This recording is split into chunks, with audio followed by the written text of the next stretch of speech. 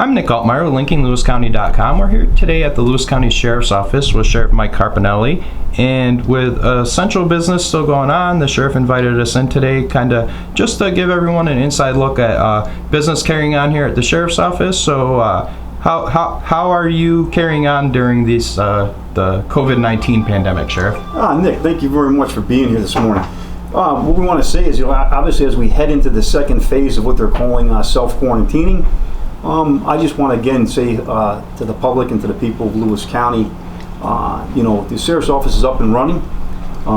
We are practicing our respected distancing to each other, and it's just amazing on how blessed that we have been in this county so far.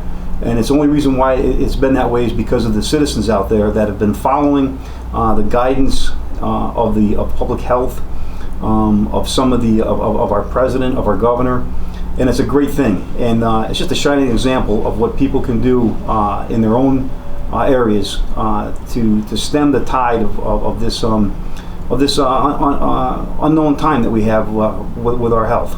So I just want to show the people of Lewis County that we're here in the office. We're practicing the respected distancing between each other, and our services aren't diminished or lessened to the public. And that's what I basically want to let everybody know. Okay, and so with many people at home in order to stay home and not able to go to work and things like that, obviously with the Sheriff's Office here, most of your employees are essential. So going through each of the kind of the divisions of your department here, here obviously is the office of the sheriff. So you're still showing up every day and doing your all of your work and everything that is required of you. So we also have the 911 dispatch center. So as we take a look here at the dispatch center, can you just explain a little bit about how they're proceeding and some of the steps that have been taken to protect them? Certainly, Nick. It's manned still every day, 24/7. We have the distancing kept between our platoons. That the same people that do work together are staying together. That we're not mixing the dispatchers all together at one time. That's how we have minimized, I think, any kind of contagion from affecting our abilities to run the 911 center. Okay.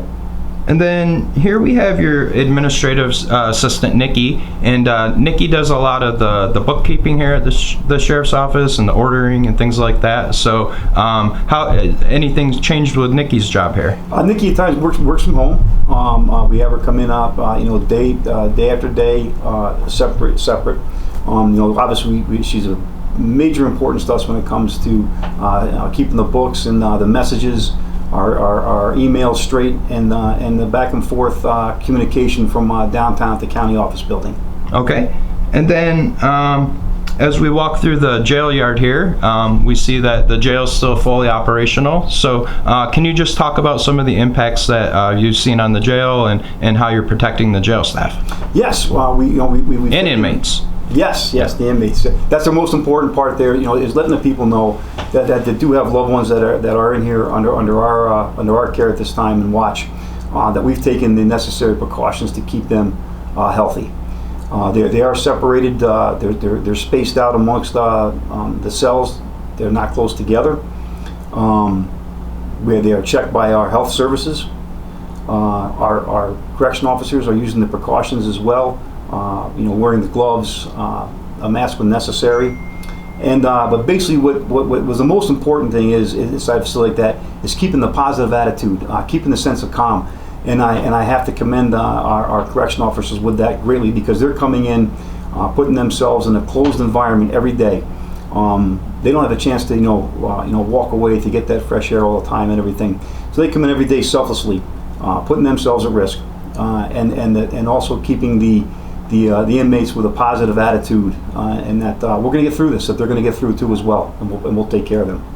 Okay, and then also here at the Sheriff's Office, obviously you have the road patrol and the investigator divisions, and they're all out on the road doing their jobs currently, so yes, they are. Can't really show you what they're doing, but they are, patrols have stayed the same as what they were prior to the situation. Yes, sir, they have stayed the same. Yes, they have, and like I say, once again, I want to thank the community for realizing that they also want to practice the safe distancing when they show up at a call as best they can, and we appreciate the respect that they've shown, the deputies, the troopers, and the village police out there. Okay. So, and I guess that's a good thing to end with, just, tips for people if they do need to contact the sheriff's office, some of the procedures, maybe they'll be asked some questions before the Yes. deputy shows up at their door and things like that. Yes, the community will be asked questions of, have you traveled out of the area? Do you, that has concern where the virus has been proliferant. They'll be asked, do you feel sick? Have you had a temperature or cough? Anything that would relate to the virus. That's just for the safety of both. That's for the safety of the patrol, of EMS, and anybody else that may have to come to the residence. Social services. So we allows them to gear up with the equipment they might need depending on the situation. Yes. Like I said, once again, we appreciate the community's cooperation with this. All right. Well, thanks for the look here today, Sheriff. And I think it's reassuring for the community to see that the sheriff's office is still running at a 100% operational capability. So. Well, thank you, Nick. Greatly appreciate it. All right. Have a great day. You too.